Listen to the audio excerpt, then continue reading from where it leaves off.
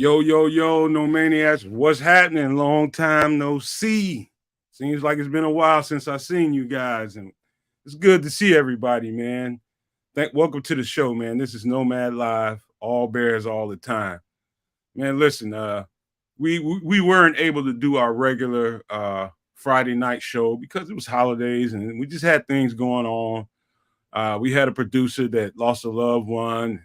It was just what it is. In the holidays, it's just family moving around, and it's just difficult to get people together in one place to do what you want to do. So hopefully we'll be able to make that up for you guys too later on. Hey, I'm gonna give you guys a little tip here. Everybody here that is not subscribed, I'm just gonna give you this tip right now. Everybody that's here that's not subscribed, you might want to go ahead and hit that subscribe button because the show we have planned is being contemplating on doing that for the subscribers, to reward the subscribers with some extra content exclusively for them, not to harm anyone, but to make sure that the people that rock with us get rewarded. So, I'm not saying that we're gonna do that, but if you're not subscribed, you probably want to, because you would really like this next show that we're gonna do after tonight's Nomad at Night post game. The next one we're going to do next Friday, this coming Friday, you're going to really want to be a part of. So if you're not subscribed, I'll give you the advice right now. Go do that now. Hit the like button while you're out there. Share it. Notification bell as well. But fellas, man, I think it's right to start this conversation off with the coaching moves that's going on in the NFL right now, Samuel. It's some moves. It's some stuff shaking right now. And I think our draft position isn't really affected, but I can see a move or two this week or next week kind of, upsetting that maybe possibly in the next couple of weeks, man. But, Frank Wright got fired from Carolina today. I didn't see that one coming. I thought for sure that they, at least let him finish the season and evaluate what they can do to help Bryce Young. But apparently, man, that owner of theirs is very temperamental. He saw some stuff last week that didn't sit well with him, and he couldn't wait. He's got a hairline trigger, and he let Frank Wright go. And so I want to know, just starting off there, what you think about that, Samuel? Man, I don't know, man. That was an impulsive move, man, by an owner. I think it's a little too early to be firing Frank Wright. Especially if you as the owner make the call on which quarterback you're going to take. So don't be upset if this is not working out the way that you thought it was going to work out. On the other side, though, it is good to see that people making decisions. If he's not happy, though, it's his team. He can decide to do what he wants to do with it. I just don't agree with what he's done, man. And he also let go, I think, Deuce, the running back coach, and Josh McCown, the quarterback's coach. Both guys who've been around the league for a long time, well-respected at their positions. And, man, it just seems like he has zero tolerance for whatever he had zero tolerance for down there. I guess it's the losing. I mean, they're in Carolina. They should be used to that after giving us up all of their assets. So, man, that team is shot. I'll tell you like that. Man, yo, what's up, No Maniacs? I didn't hear about the Josh McCown situation. I didn't realize that. Yep. Okay. He's been getting he's been elevated and lauded quite a bit in the coaching world very quickly. I'm not sure whether that's a good or a bad thing, but clearly Tepper thought it was a bad thing, right? Like, what more can I say? Now he's on the market. That's very interesting. I didn't know that at all. With your kids. Very Look at it. Go ahead, kids. I thought you would. Yeah, I was just saying, like, I heard about Frank Reich, and immediately I stopped, and we were going, like, we were talking behind the scenes about this, and like, Frank is connected. Like, Flus was his DC, right? So there's that connection right away. I was like, oh well, okay, Frank Reich's out there. That's okay. No big deal. But if I was Luke Getsy, I would scheme the game of my life tonight, baby. Like that's what I'm saying. I believe I'm just gonna speak to the Carolina situation. Now, see, sometimes when you have a coaching change, sometimes the person that comes in gets all the galvanization in the world. Next thing you know, they're out there playing like their hair on fire. But I don't think no matter who you put in that situation is going to fix that offensive line in a week. Nobody. I mean, I took a peek at some of the highlights, man. Bryce Young is playing his butt off based on what's in front of him. He's out there trying. I don't doubt what Bryce Young can do. I'm not one of those people to say, oh, he's too small, or he's not going to make it. Nah, I think he's overcome that his whole life. I think he'll overcome it at this level too. It's just a matter of will they find the right people to put in front of him to design what he needs to have designed in front of him, just like any other quarterback. You have to have the right people in place for you to flourish.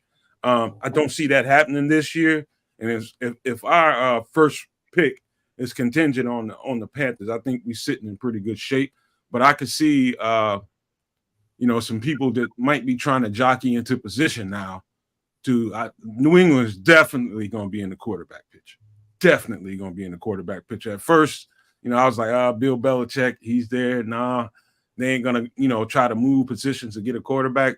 I don't see Bill Belichick in that seat next year. I just don't, man. I know people think the world of Bill Belichick, but I don't see it. I think they're going to get some new young energy in there, and I think they're going to go after the franchise quarterback, whoever that might be, however they might have to get to that spot to get it. So I think it's going to be a good tussle for that first pick for whoever wants. It's going to be, I think the value of it is going up and up. Mm-hmm. Yeah, it absolutely is. I definitely agree with that. But man, it puts us again with that double-edged sword because we know who the best player in the draft is, and we know we want him in Marvin Harrison Jr. So I think the more we toy with giving up that first round pick, the less our chances are of getting him. Because if we don't take him at 1, I absolutely think that Arizona will take him at 2, unless they decide to trade out, which could very well be, they may also receive a king's ransom for the number 2 pick, which is what we can only cross our fingers and hope that happens. If not, then they're definitely going to take them off before we get an opportunity to. So, yeah, I told you, I wrestle with it every night, man, when I'm doing my mock drafts. It's like, do I trade the number 1 pick and lose Marvin Harrison Jr., or do I take the haul that I can get for that number 1 pick and then just, accept another wide receiver later on in the draft? So I think that's going to be the choice for Ryan Pace or whoever our GM may be, because man, there's a lot of talk about cleaning the house here at home as well. That's the new rumor out there. So I don't buy that one bit, Sam. I ain't lying to you. Not about the GM. Yeah, I wouldn't think so either. But man, if you think about it, okay, so we talked on our franchise mode about this ourselves, that if or was it behind the scene in franchise mode, where if we go and get Jim Harbaugh, he's going to want to control the roster. And we talked about that live. Yep. So okay, so if our president and Kevin Warren says I want Harbaugh regardless of everything, then and Jim Harbaugh's like, well, I don't want Ryan Poles as my GM. I want someone else I can trust, that I can, and I want to have some say so. Then it depends on how they feel about Jim Harbaugh. That's what I'm thinking, or whoever else may be that head coaching prospect that they're looking at. If they just are not in alignment with what Kevin Warren wants, and and whoever his head coach is going to be, because you want to get everything aligned. We keep talking about that too. We haven't had an opportunity to get everything in alignment. And this, if Ryan Poles does get fired, it's no fault of his own. I think he's done a pretty damn good job so far in his role with what he inherited. So I think the coaches are, hurting him right now. Hey, kid, give me 1 second before you jump in here. I've been going on and on about this on Twitter. Anybody that follows me on Twitter, I'm Nomad Networking, at Nomad Networking. Follow me on Twitter. But man, I've been ranting and raving about this, man. I got a problem with the coaching recycling, man. All these different coaches getting recycled. They've been here, they've been there. And I keep noticing a through line. It's like, man, never going to change. Things are never going to evolve in this league, and like they should. The evolution of this football game and NFL football should be faster than what it is. You know why it keeps getting held back? Because we keep recycling the same coaches. Take a page from the Houston Texans. Get a young, fiery former player that just recently got off the field with all the energy in the world, like DeMeco Ryan. You find that guy. You find that guy that inspires those players and just injects juice into your organization. I'm not against Jim Harbaugh, but I really want to see some young, youthful juice come into this organization for a change. A former player. You know, I'm not saying that they need to fire. I already let you guys know how I feel about Eberflus right now. He's going to have to show me something as far as I'm concerned. But if we do make a coaching change, I want to see some juice. Somebody that can relate to the players that are on the field because they just got off the field. Somebody that the players can rally around, man. You can see the energy. When you see DeMeco Ryans in that locker room after doing a post-game speech, I don't care where you are, who you are, you're going to feel that energy. That's what I'm looking for. I want to see some young, youthful guys come in here with juice and change this thing around, man. So I'm tired of that whole, let's get this coach from here. He was successful there, man. Forget them dudes, man. There's plenty of dudes that need opportunity that can get the same job done. So my 2 cents on all that. And and everybody has to respect it. Everybody should have their own spin and angle on it. What I will say is Flus is a former player. I don't know how youthful he is. You know, if you want younger than Flus, maybe, but he's a former player. Kind of, he's new coach. I don't trust that anymore. I just want somebody with experience. Like, that's what I want. That's somebody that's tried, true, tested, has done this. You can point to him and say, yeah, I recognize that guy. He did this before. I can trust him with the franchise. And that's my 2 cents there. But I hear where you're coming from. DeMeco Ryans is doing some crazy stuff over there. And it's not just on the offensive side of the ball. Like, both sides of the ball over there is it's some crazy stuff going on in Houston right now. And we'll get there, guys. Unfortunately, it doesn't really look like we're going to get there this year, but I'm pleasantly surprised and happy with this game coming up here tonight. I think we're going to do some nice stuff tonight. We'll get into that a little bit later on. Yeah, we'll get right into that. But one more thing I want to say about that situation before we move on is, I get the trepidation from people, based on what we got going on now. The inexperience is costing us, and we feel in a certain way about the inexperience right now. The difference between the inexperience right now and the inexperience you can bring in is you can support that and buffer that with experience. You can bring in experienced coordinators to help maneuver that thing on along the way it needs to be in case the inexperience becomes an issue. That's the problem we have right now, is we don't have experience to back up the inexperience, and it's starting to really, really show. And so that's how you can fix that. You know what I mean? You can bring in a DeMeco Ryans and have them be buffered by a Jim Caldwell or, some other coordinator out there. That experience is going to bring a lot to that room when DeMeco Ryans is roaming up and down that sidelines wondering, okay, what should I do here? You got experience backing that up. So that's how I land on that whole conversation, man. You can do the inexperience, but you gotta buffer it with some kind of experience. All right. So sorry, Sam. I'm glad you pulled this back into the coaching conversation, because I want to say today that we're probably going to see Matt Eberflus as the head coach in 2024. Don't be surprised. And I think I'm not. I wouldn't put a large sum of money on it. I'd put a small sum.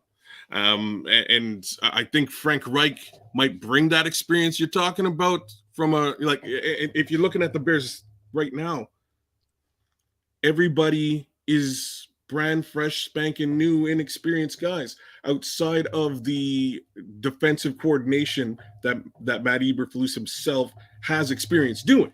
and that's seeming to excel. But everybody's inexperienced rookies doing what they're trying to do, learning on the job. We started to see a little bit of progress, maybe, and I'm hoping we see some of the progress continue tonight. But I have a feeling Flus is going to stay. I have a feeling Frank Reich's going to wind up on this staff. And really, guys, don't be surprised if the name McCown also gets thrown into that mix in some capacity. That's interesting stuff. But I don't think, like, for exactly what you described, Nomad, that's kind of what we have. If you shake it up now, I'm all for it. But I don't think Poles is for it. I think Poles is going to want to ride this out. I think he's going to give the guy some experience in coordination, whether that's on the offensive side or on the defensive side or both. But so you know what? Go ahead, Samuel. You got something on that? Yeah. No, I'm in agreement that with Kez there. Now, if the decision is solely up to Poles, then I think that the chances of Flus coming back is probably 60-40, if not greater. You know, yeah. if the decision is solely up to Ryan Poles, and that's where I think Kevin Warren's going to have some say so, and maybe ownership is going to look and say, hey, you know, this guy's been historically bad. You know, we're done with it right now. Like, that's, you know, is it going to be both of you guys, or are you going to pick a new guy? Are you going to and allow us to help you find a new guy? Now, in that case, then I can see him leaving. Or if he's able to sell them on, like you're saying, you know, a new offensive and new defensive coordinator. And I'm in agreement with what Nomad said. I like, you know, the prior player or a former player from the current past, you know, coming back. We're not only seeing it in D'Amico Ryans, we're seeing it in Antonio Pierce happening in Las Vegas. He's having a lot of success. You know, leaders of men. That's what we need. We need a real leader of men and someone who understands the game, you know, and not just the game as it was, but the evolution of the game.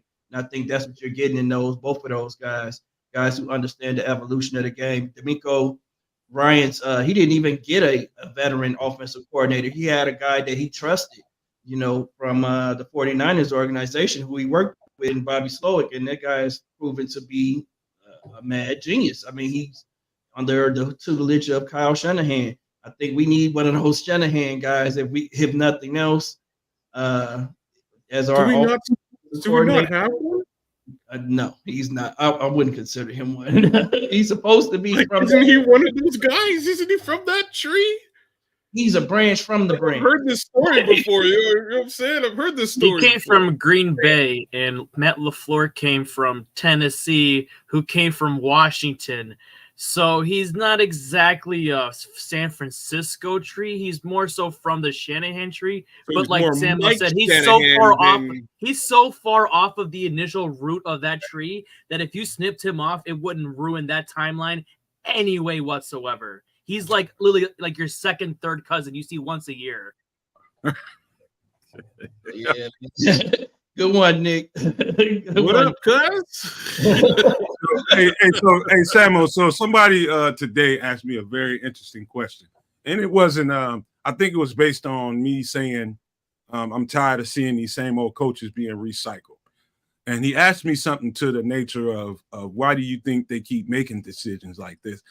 I can't quote him verbatim, but he asked me, you know, why do you think that keeps happening like that? And I told him, I said, because they're probing the wrong people they're going up the wrong avenues. What they're doing is this old white men that look for old white men's advice. Be honest with you.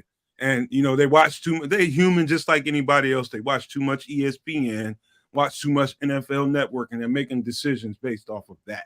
And that's why, you know, if you watch ESPN or NFL Network, the next coaches are going to be somebody from the Shanahan tree, somebody from the Belichick tree, and the owners keep on biting that bait. Instead of doing that, what they should be doing is probing the players and probing the young guys that just came off the field and say, hey, man, what do you think about this? I need some young energy. They're probing the wrong people, and they're taking advice from people on TV, and that's the reason why those MFers are on TV and not running organizations. You know, that's what the problem is. So to me, I think that they're looking down the wrong avenue for help as a resource to get their organizations going the right way. If they look for younger guys that have less on their resume and give them an opportunity and pair them up with some seasoned veteran coordinators, I think you'll get way more out of what you have going on currently. So that's just me and my thoughts on that and how everybody else feels, man. But we'll end up talking about that a whole lot more during the as the season starts to wane and during the off season. But let's get into let me get this inactive list out here before we get into this conversation about the Bears. Foreman is down. Peterman is down. Larry Borum is down. Tyreek Stevenson's down. Noah Sewell's down. Quindale Johnson and Dom Rob is still inactive, healthy inactive. Velus is up. Chris, I'm going to let you jump in right now while I got it on my mind. I will take the lashes for you, sir. Oh, that's not it. Well, we've got a clip from the last Minnesota game that really, I mean, I know everybody's down on Velus, questionable hands, and there's some. He's earned that badge to a degree, but when you have an explosive player like Velus, you got to find different ways to get him the ball. And I just looked at this play from the last Minnesota game, and it just put me in the mind of how teams used Cordarrelle Patterson in the last few years. So I want to take a look at it. I showed it to Nomad, and here, let's take a look at it.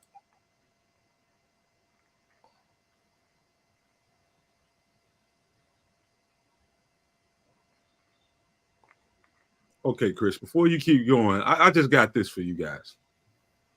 How many times after that have you seen that, fellas? Just on a show of hands. Give me show of hands. 0, 1, 2, 3, 4, 5.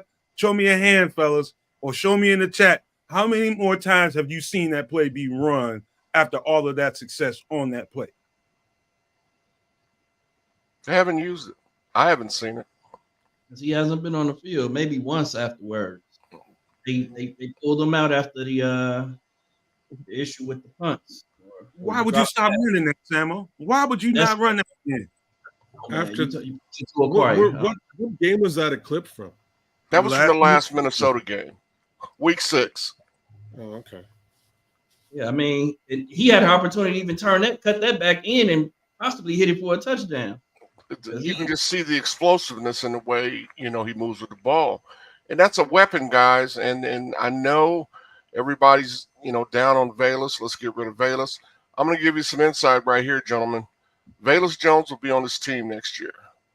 Mm-hmm. And he will be because he's still on his rookie contract. And those people at Hallis Hall know that he is a weapon. Now, unfortunately, our offensive coordinator fails to find ways to use him. But if they can get creative with him and do some things like we just saw in that clip, you've added another, home run threat to your offense. So Chris, yes, sir.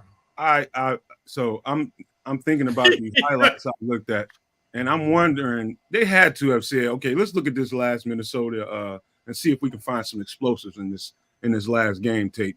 And Velus ended up being one of the explosive in that game tape. And novel idea. Let's try that again.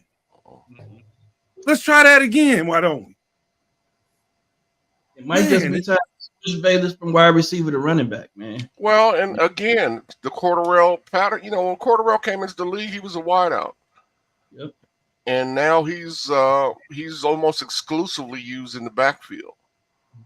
So except when they kick him out of the backfield until But I'm just they got to scheme him. The guy's a weapon, and that's what a good coach would do, was find the strengths of the players again and play them to those strengths. You know what, King?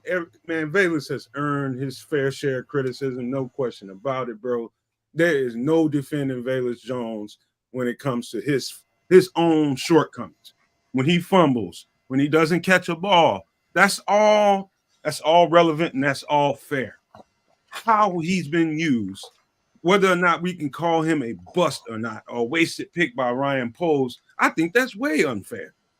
when your usage is next to zero, how are you going to call him a wasted pick? You know, anybody that's watching the show or in earshot of what I'm saying right now knows if you get a talented enough coordinator with a mind creative enough to know what to do with a guy like that, how much more explosive and how many more explosive plays would you get out of Velus Jones? So before we jump the gun and call that guy a wasted pick or a bust, consider how the coordinator that has his talent skill set, how's he applied it? How's he used it? That's my only beef with people out here calling Velus a bust or a wasted pick is really, are you really weighing, how he's being used into, how you want to judge him? If you are, then cool. That's your opinion. But I'm just of the mindset of I need to see a whole lot more. Well, Velus averaged almost 9 yards a carry last year in a limited role. He only had 9 attempts. He's only had 4 this year, and he's averaged, I think he picked up about 20 yards on that one. But he hasn't fumbled the ball this year. It's been more the drops than anything. It hadn't been fumbles, and we talk about his hands, but just again, you got to get that guy involved. Stay above waist, kids. I see you. They don't nothing. I'm gonna let you guys ride this one out. I got nothing to say here, man. I mean, would you disagree that he's not a weapon, no kids? No, I would not disagree with that. Okay. I think that you have to get him involved in these next 6 games to know if you're gonna keep him next year. You have to see what you get out of him. That's how. Listen, that should be the mantra of the entire team. At this point, the playoffs are probably not going to happen. So you got to see what you got with a lot of these players. And I think the coaching staff's too worried about their own future to go down that route. So, hey, Chris, I'm glad you're in here right now because it leads me into the conversation I just saw. I guess Pose did he gave ESPN 1000 an interview again today, and I think what came out of that, yeah, I think what came out of that, a couple things were, I guess he had a question was asked to him about, what was the deal with Flus not having Montez Sweat in the game in critical down and distance, and the bull crap answer that I've seen him give at the podium was silly. I don't care what kind of rotation you got going on. In a critical down, you get your most impactful players on the field. And so apparently Poe said something to the nature of he had a talking to with Flus. What does that say to me, Chris? That says to me that I think Kevin Warren is having a hand in it. Like we talk about accountability and, the coaches holding themselves accountable and not, pointing the finger at the players so often. I think that was a little bit of accountability publicly. I think that sounds to me, I could be wrong, but it sounds to me like, hey, Kevin Warren's like, hey, man, look, that crap answer he gave the media, man, hey, man, you need to holler at him, man. That was bull crap. Montez Sweat was supposed to be on the field. Well, it's the same thing when Detroit was down on the goal line. They didn't have Sanborn in. I mean, they had what was the backup? Dylan Cole. Dylan Cole, yeah. Yeah, why the hell was he on the field? That was part of the rotation. He used the same word, rotation. Now I could, you know what? I can come up with a good explanation for having Cole on the field. That's the one time you play your Sam linebacker when you got your heavy personnel out. Now I can excuse that, but I agree with you guys. I still would have put my best tackler on the field for that, or my best 2 tacklers on the field. He had to be. I mean, who's more likely to hit somebody for tackle for loss? Jack Sanborn or Dylan Cole? Since we're back on coaching again, right? That's really what tonight comes down to as well. By no stretch of the imagination tonight are we in a situation where the talent on the field that the Chicago Bears is putting up against the Vikings is lesser. So, and again, you heard the inactives. We should stand to that's not counting Justin Jefferson and Kirk Cousins. Those are huge inactives. We're putting on our team's healthy right now, with the exception of Donta Foreman. It's going to come down to coaching tonight, and I think Flores is going to put on another defensive clinic, and hopefully we learned our lesson from last week. That's Nick, that's if you what don't mind, wow. if you don't mind putting that comment back up from Chicago Sports Talk, Michael. Chicago Sports Talk, Michael. Welcome to the show, man. Hope you become a no maniac and keep coming back often. Welcome to the show and welcome to the channel. Make sure you hit the like and subscribe button, guys. All you people new to the show, man, we need that right now. We need that in a bad way, because I tell you what, if you really want to enjoy some of this next content we got coming out, man, you're gonna need to be a subscriber. I'm just gonna tell you right now, man. We're just gonna reward the people that subscribe to the channel. So just want to put that out there now. So it's a good time to do that, fellas. I didn't mean to interrupt you, kids. I apologize, bro. Oh, it's all good. Like, share, subscribe. No Maniacs, what's up? Daryl Gibson, Stoltz Schwengel. Say that 2 times fast. Good old Don Burrs out there. James Hunter, Plank, King Buka World. All you guys, thanks for representing as usual. Like, share, subscribe. Let a friend know. But I think tonight's game comes down to coaching. And that's a relatively new staff over in Minnesota too. That's how I think everything lines up. I think we definitely have the talent required to play a solid game once more. We lined up well against the Lions. These guys ain't the Lions. They're missing their number 1 wide receiver and their main quarterback. We're up against the Pastronaut today. And I would like to see Flus rattle the Pastronaut. Throw a couple of blitzes. Samuel, I'm gonna walk you into this conversation right here. If you don't mind, Chris, play that Justin Fields clip.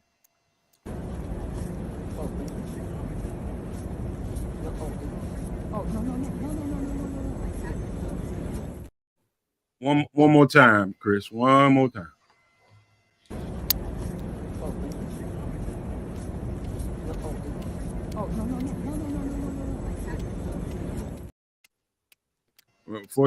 Before I get into it, Justin, man, I'm your fashion designer, man.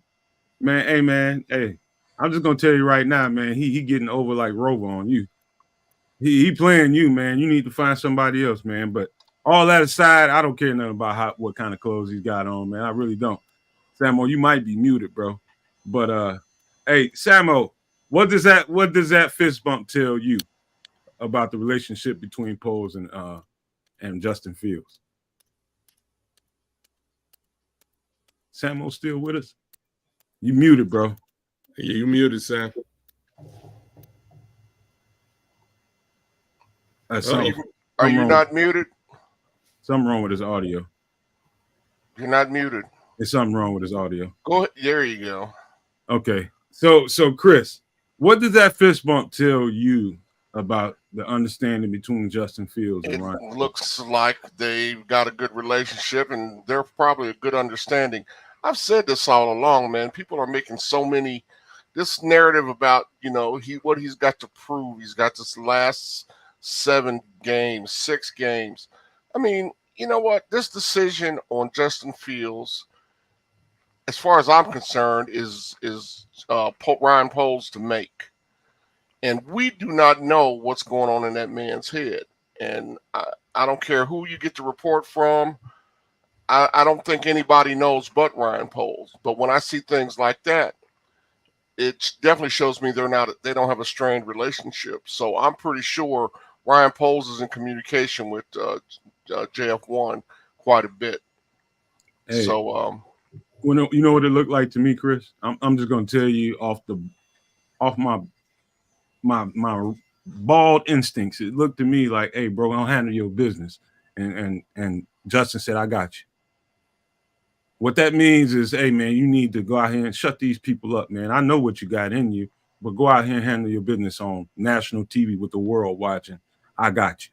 That's what it looked like to me. Yeah, I would agree. little bit of love, GM, QB1, better than hatred. You know what I mean? It could be a situation where it's, cut eye and F-bombs and kiss teeth, but a dap-up's pretty nice. Hopefully that continues on. And I have a feeling it's going to continue on for a long time. I'm not, I don't think there's any reason for those two to have a strained relationship at this present time. So what another part of the conversation I saw from ESPN 1000 was, I think they asked him about Justin. He was like, he was very proud of the way Justin played last week. This is just fairly normal reactions you would hear from a GM about a football player. What it sounds to me and looks like to me is, I think the front office has way more understanding of who Justin is and what he can be than what I think these coaches have. I think that's what I think is going on right now. I think Justin is even making his coaches believers right now. Those coaches want a particular type of quarterback. And I think that front office is finally waking up and seeing. If they ever was sleep on it, I think they know now that if you can't get this thing going right with this quarterback, if you've been watching anything NFL related, all you had to do was be watching that game last night between the Bills and Eagles. What that mobile quarterback is going to do for you that can also deliver from the pocket is enormous. Enormous. As a matter of fact, Jalen Hurts finished the game with his feet. Josh Allen kept him in the game with his feet. All these people that want to him and Han and just, be crazy about what kind of quarterback you think the Bears should have, it's ridiculous. It's ridiculous. You know what, Nomad? And I've looked at a few other podcasts today, and I know, there's two camps. Either you're in pro Justin, or you're anti Justin. Yep. And I think we definitely we're placed in the pro Justin camp, and for good reason. I think we support Justin not only because we believe in him and we believe in what he can be, but I think we believe in the transitioning of the quarterback and what it's turning into. And a lot of people just cannot accept that. But that's and you know what? I know people used to be on Lamar Jackson, how they used to just when he came out, there were people, GMs were on TV talking about, well, you should be a wide out. You should be a wide receiver. I mean, how long we'd heard that about, athletic quarterbacks. And, now you don't hear that about Lamar Jackson. One MVP later, you don't hear that same narrative. So now it seems as though Justin Fields is the whooping boy. But folks need to get ready because things are changing. The game is changing. So let me run this by you, Chris. I want you to respond, but I want everybody to respond to this. I want you guys in the chat to definitely effing respond to this. Now I'm watching the Oregon. Who was that? Oregon was playing the other day, Chris. We was talking about this game. I didn't need to watch anything this weekend. Okay, so Oregon was playing somebody, and it was a conference game. I think it was for the conference title or whatever. No, it wasn't, but whatever it was an Oregon game. And this commentator was so in on Bo Nix. Bo Nix is good. I really like Bo Nix. But he said Bo Nix is the Michael Jordan of the new quarterbacks. He's got he's a mixture of everything. He's got Joe Burrow's mind. And I want to see what you guys think about it. He's got Joe Burrow's mind, and he's got the ability of Patrick Mahomes. Why couldn't it be the other way around? If you want to call him the Jordan of the new quarterbacks, why couldn't it be the other way around? Well, that's the way the narrative has been painted for years. I think there's an obsession with, and it's still that like that to this day, that a black man can't think on the level of some white guy.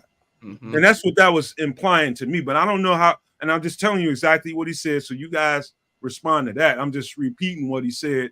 Feel how you want to feel about it. Well, the black quarterback has always been equated with athleticism, whereas the white quarterback is, he's the thinker. He's the one that, he uses his mind to overcome. So I mean that's nothing new, and it's still prevalent. We know that, but you know what? Time's going to take care of that, and at some point, I mean, it's the scales are shifting as we speak, and so I think we're more concerned with the acceptance of that whole idea, and because Justin is a part of that idea, he's a part of that narrative. That's why we kind of get swept up in it. But it's definitely the change is coming. It's here, and I watched some film of Vince Evans like in 1983, and he was doing the same type of things. But there were no RPOs back then. The only time you ran is when you got flushed. But he was good at it. Bobby Douglas, even before him, who was a brutal 6'4", 230-pound, but white quarterback. He was the originator of it in modern football. He set the record for rushing yards by a quarterback that Vic ended up eventually breaking 35, 40 years later. But I mean that narrative is going to change whether people want it to or not, because the game's going to change, and whatever gets you to win, and there is a risk of injury to those players that play like that. So they've got to find a balance. And I think Lamar Jackson has done a good job of that. And I hope Justin does too. But the game's changing. Yeah, the game is changing so much that it's also a risk for those pocket passes as well. Yeah. Because defensive linemen are bigger and faster. Linebackers are a lot faster now. Linebackers running faster than quarterbacks now and running backs. So the game is just evolving, man. And I'm tired of talking about this narrative. Like you said, Chris, it's inevitable. It's going to happen. Like the athletic quarterback is here. You have to be athletic to play the position now. And my biggest problem, Samo, what's that? Is that those particular quarterbacks that play the game with their legs and their arm, they don't get the same love from the refs in the pocket. They don't. Man, and Cam Newton was the poster child. They beat him down and late hit him to death, and so many times he never some of the stuff that they had done to him. If they'd have done to Tom Brady, a lot of those players would have got kicked out the league. Probably. Hey Chris, I was watching one time. Hold on, no man. Let me touch that situation. I got to do this one though, man. I got to do this one because it will lose my mind. Okay. It will skip my mind if I don't. But I'm gonna be short. He's old, man. Let him say it before he lose it. There was 100 greatest, I think 50 greatest players in the NFL history, and I think Joe Montana. I'll never forget this interview. They're sitting down with him, and some guy, I can't remember who it was. I think it was another player was asking him, Joe, how did you get so quick at your progressions? And he said, because I had to. He said, have you seen my legs? I wish I could be Randall Cunningham. He said, if I was Randall Cunningham, it would have been like 1-2 progression and I'd have ran because I could. And I remember that. And that was a long time ago. I saw that video. And, people keep talking about, Joe Burrow's his mind. Joe Burrow is Joe Burrow because he has to be Joe Burrow. Everybody is everybody because you that by necessity, right? Joe Burrow is a pocket quarterback because he has to be by necessity, right? Mm-hmm. And, these quarterbacks that can move, they move because they can, because it's necessary. And so people become what they need to be by necessity. And I'm sorry about that, kids. I interrupted. You did. And I'm gonna just say this is a Bears show. You know what I mean? Yeah. We've been lost with white pocket passers. We're now losing with a running quarterback who happens to be black. We've lost with all different. Lost with Mitch Trubisky, who realistically was also a white guy who had the ability to rush. We lose. So I think I think we can just leave the race out of this situation and figure a way to win the race. That's really where I am with it. And facts of the matter is, I'm Bears win, and this goes back to what Chris was saying earlier on with us being labeled as a pro Justin podcast. I'm Bears win. That's the team that I'm playing for, and I think under all pretenses, it is best. We will win the most likeliest if Justin Fields works out. It's about that simple. If Justin Fields works out and becomes a I'm not gonna like raise the bar and make him all things, but if he can be a semi-decent quarterback as time progresses, they have the ability to keep those picks this year, potentially trade and get more, and build an insane team. You're absolutely right. You're absolutely right, kids. And the only thing I'm going to disagree with you on that in your statement is Justin's already a semi-decent. That was a low bar. I think he's a good quarterback. I think He so just- too. he just needs- don't. Chris, and that's why I left the bar low. You're Others right. don't. You're right. Others don't, and there's a lot of questions yet to be answered, and I understand that. And But- it's not a black or white issue like you said. I'm a Bears fan. No, You know, as much there as is I'm one. thinking about the off season right now, for when that game starts, I'm down with my team. I'm not programmed to want them to lose ever. I can't do it by nature. I'll tell you who I am prejudiced against though: bad coaching. I hate They do bad not get a coaches, pass. and I don't care what flavor they're in. And it's up to us whether we got a mobile black quarterback or mobile white quarterback in the pocket. Coach to your team strengths. It's just that simple. It is. All right. That's what- I just That's tell why you. Matt Nagy is not here anymore. Well, that's what we've done a terrible job of. I think Trubisky could have been better. Well, fellas, Coaches I'm failed him going too. to go back down memory lane. I'm going to just tell you why that conversation was front and center on my mind coming into this show. It's because I had to watch one effing play get scrutinized. And I really think all 22, I think the NFL ought to reconsider that. Putting that, because everybody thinks they're got dang on expert. All of a sudden they get one little all 22 clip. I had to watch these people over and over all week on Twitter talk about this one play Justin had when he threw the bomb to Tyler Scott. To TJ here all week long. One effing play. He's not reading defenses right. So I get tired of seeing that kind of stuff. I'm forced to be the one to do PR on Twitter and on social media because it's our channel, but I got to take the lead on that kind of stuff. I wish I did not have to get on that app. I swear to God, I hate that app. But that's the kind of stuff that's on my mind, and I apologize that it turned into a racial conversation, but it tended to be mostly white people that were talking that crap, and it just was eating me up, and I could not help it. I apologize, guys. Well, we had one guest that made up for all the black folks in the world. I ain't gonna mention his name, but at the end of the day, man, he did a hell of a job. Listen, we all want the same thing. I know it's a lot of people in here who in the chat too, who are the Bajent, who think Bajent gives us the better opportunity. If he did, I'm Tyson. I'm a member of the agency all day long. But he's not. I just want to win, man. I'm a Bears fan, like Chris said before anything. Yes, I believe in Justin Fields, but this isn't a Justin Fields centric podcast. This is a Bears centric podcast. We're Bears fans. At the end of the day, we just are in agreement that we feel that Justin Fields is the guy right now at this point in time that we feel it could lead us to the promised land. Man, he could be our Eli Manning. We're not asking him to be the all-world quarterback. I think he doesn't build the team around him. We can get us a great analogy. Like if he's Eli, he can be Eli. He doesn't have to be Peyton. Right. He doesn't have to be Peyton. Doesn't have to be Peyton. If he's Peyton, wow! We struck gold.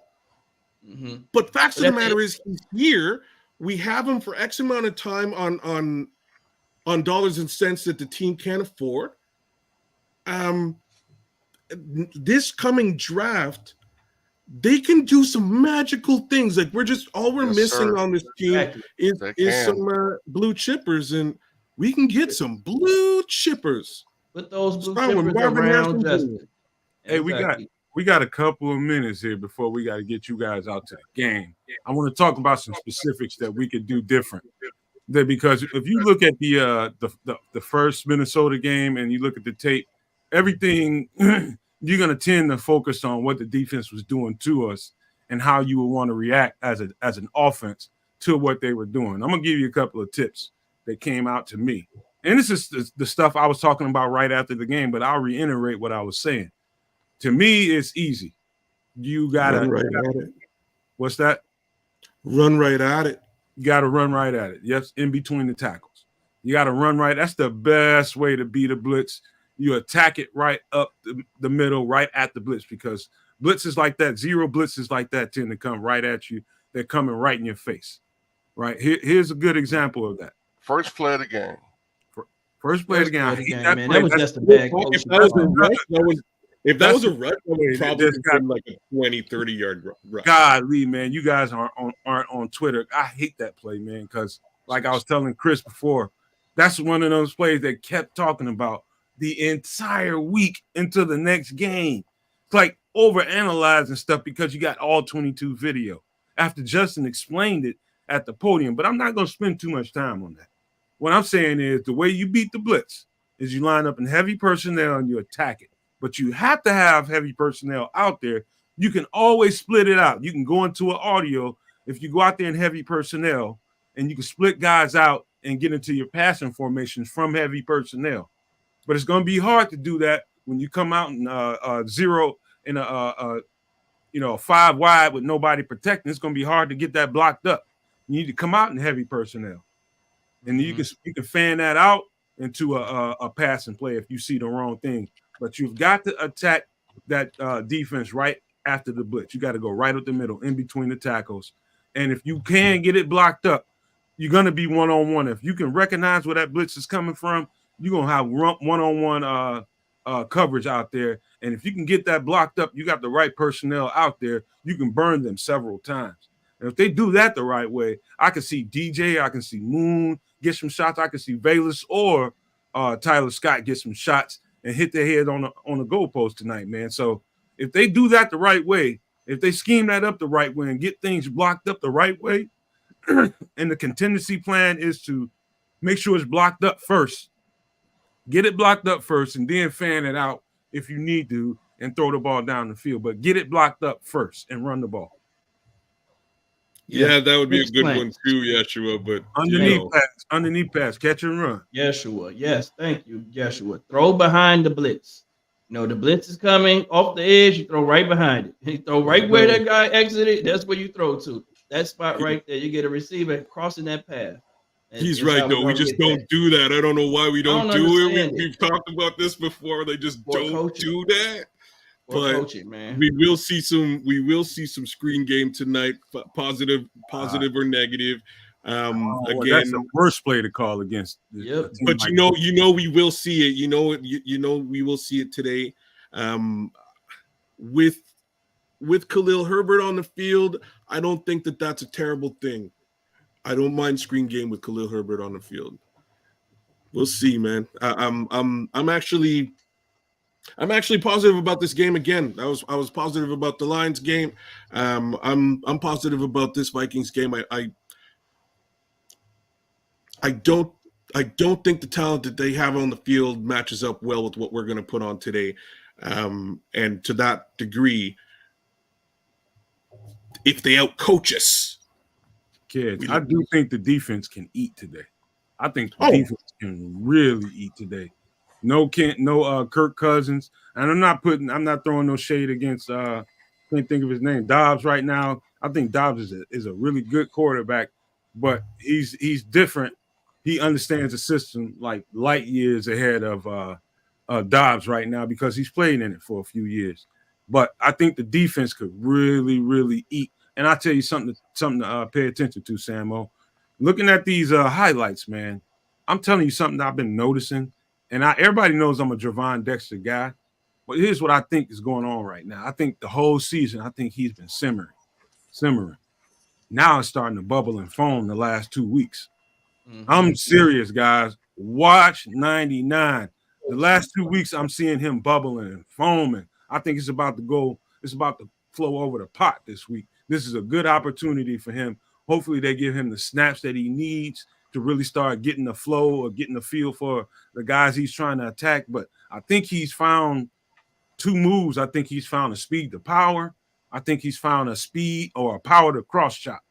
Power to cross chop, getting over the top of somebody. It looks starting to look a lot like what Buckner does, but I think he went from simmer to bubble and foam in like 2 weeks.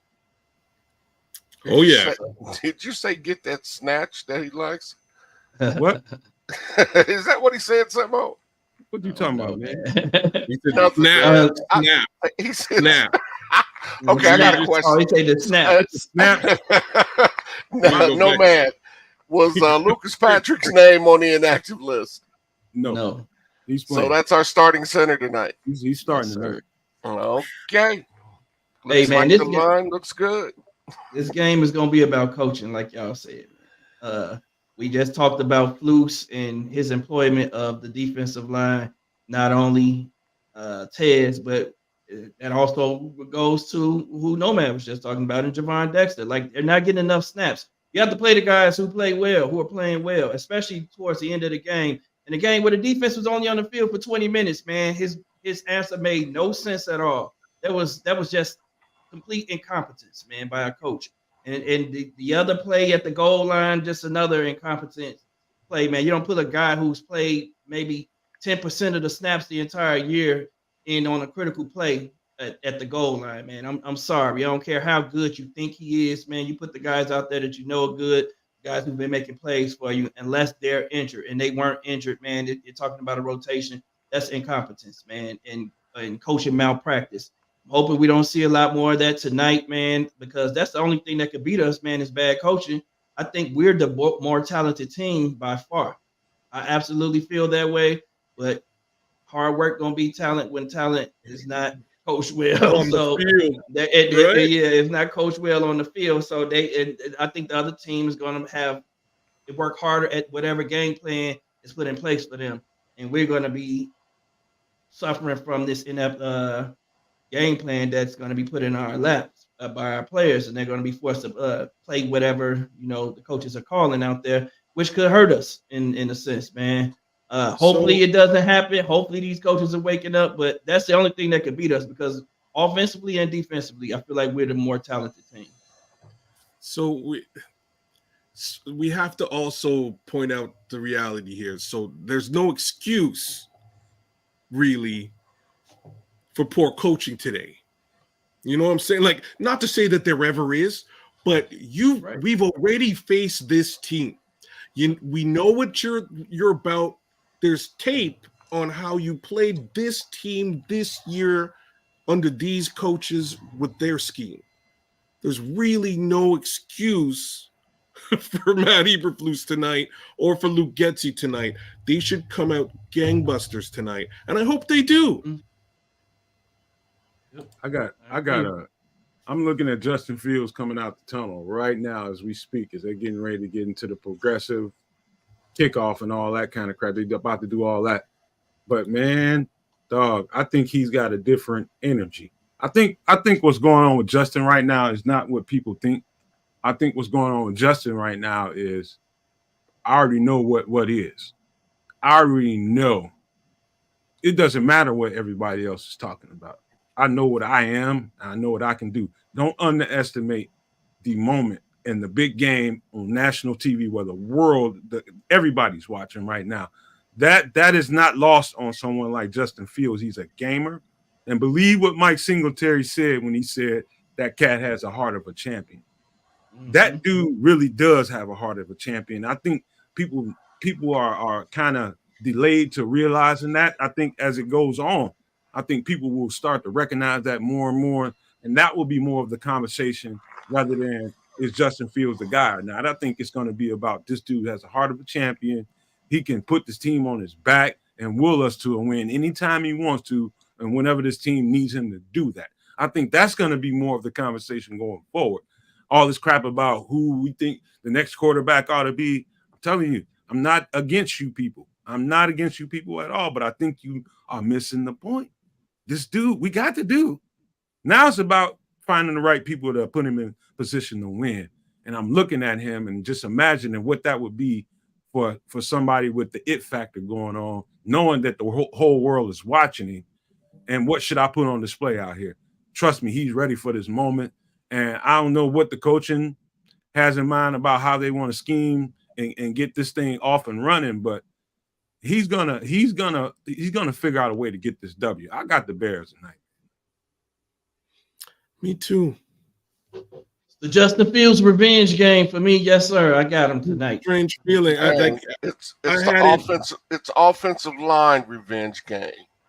Yes, So that's what I want to see.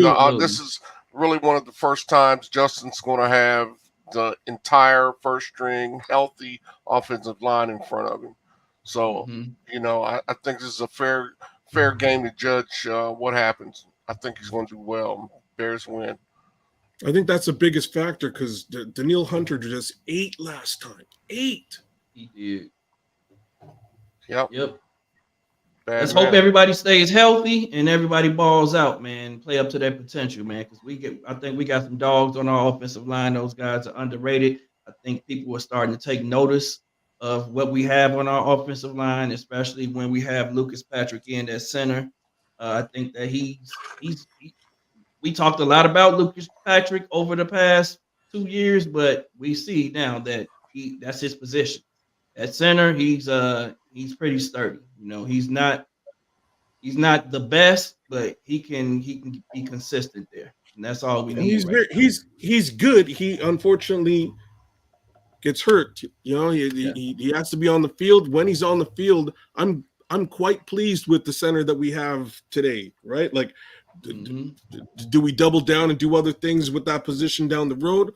Perhaps, but the guy who wears 62, I like 62 for the Bears, man. He does a pretty decent job. Yeah, and we're going to have to get a good effort from Khalil Herbert tonight, chipping. Yes. I'm going to need him to get his nose in there. I think we might see a lot of Roshan Johnson today. I think we might see a lot of Roshan Johnson today. Yeah. I think what is it, week 12? This is a good time for him, man. It's a good time to shine. We just talked about that power running game, and that's his game. So I'm gonna say the craziest thing ever. So I didn't touch the Velus Jones. In this particular game, Velus Jones would be a valuable asset to have. I starkly disagree with most of all the other Velus take from earlier on, but I will leave it there. In this particular game, you could really just scheme up the rush all first half. If I was Luke Getsy, I would scheme up the rush all first half and see what happens, including Velus Jones on the block. Hope to God he can block, and Velus Jones on the jet sweep reverse case scenario as much as possible, even if it's just a fake to go the other direction, right? But that's my 2 cents. So I think we kind of went around the horn already. Before I give my last comments, make sure, guys, I said this and I keep saying this, all you people new to the channel, all these people new to the show, hey, make sure you hit the like and subscribe button. Specifically the subscribe button, because we may be doing some content that you guys may be into in the near future that you probably want to be a part of, and we're going to do it for our subscribers, man. But right now is a good time to do that. If you want to be a part of that content, it's going to be some great stuff. I'm telling you guys right now. So this is a really good time to hit that subscribe button right now. So I'm going to put that out there before I finish. Don't cost nothing. And it's painless. And so before I finish Before I finish this up, I think everybody needs to remember going into this game, it's a national TV game. The world is watching. Everybody needs to be on their A game. I like what Pohl said on ESPN 1000 to Joniak. He wants to see a game where we jump on somebody, stay on them, and finish it early.